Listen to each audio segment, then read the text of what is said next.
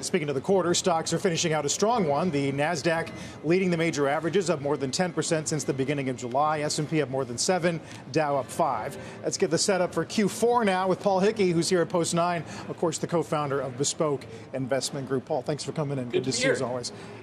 First, thoughts on Q3?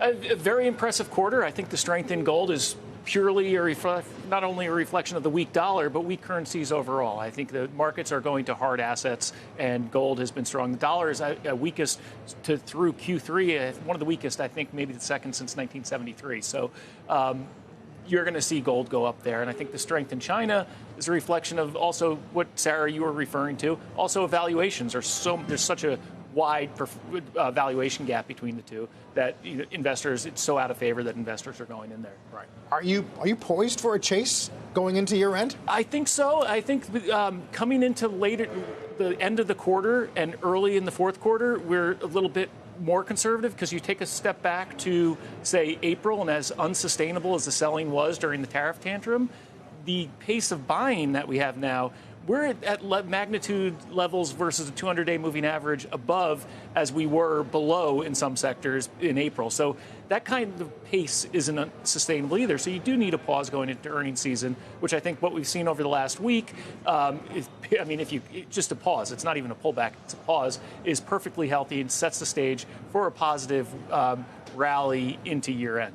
Right. So you don't look askance at some of the 12-month 7,200s or 7K year-end out of BMO, things like that? No, I mean, strength begets strength in markets. And when you have the market up 10% or more in the first 3 quarters of the year, fourth quarter is even stronger than it normally is. And less volatile, too, yeah?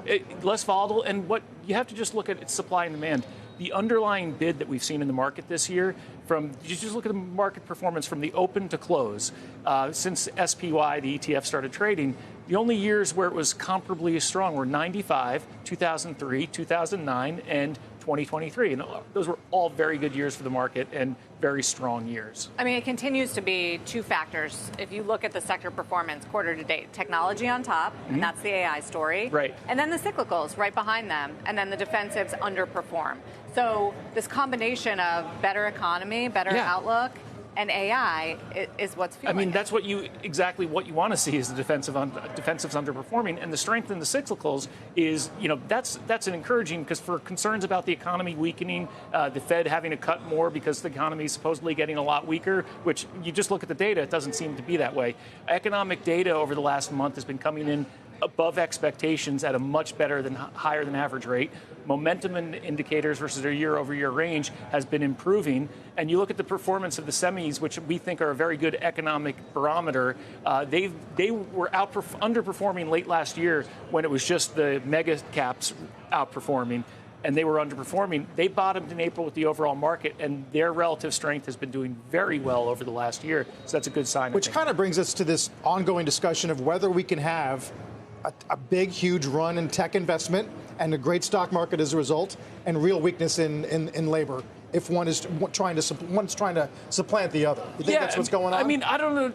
Maybe real weakness in labor isn't perfect. It's a slowdown in the labor market, but the JOLTS report was better than expected today. Jobless claims have been holding up very well. I'm looking at like 6-month trends on private employment. Right, it's not a pretty chart. No, it's slowing, but it's not this cataclysmic event that we're seeing. And the leading indicators of jobless claims are more real time, and they've been showing strength lately, which is encouraging to us. So, but yeah, the economy is certainly slowing. You're seeing some bifurcation. Breadth has been this month, it's crazy. We've had 12 up days. Breadth was negative on 7 of them. Yeah. So, I mean, that's unheard of to see that kind of disparity. And in the short term, you don't have to get too worried about those. If we come back a month or 2 from now and we're still seeing those kind of disparities, I'd be much more nervous heading into 2026.